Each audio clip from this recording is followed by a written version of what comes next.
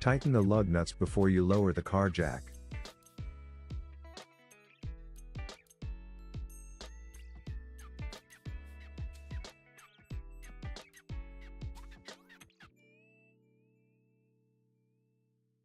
After that, lower the car jack.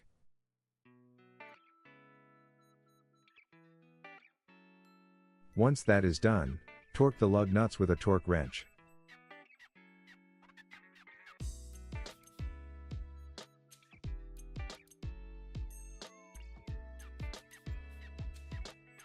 Congratulations, that completes the installation. Thanks for watching and visiting this channel. Don't forget to subscribe, like, and add your comments in the comment section below.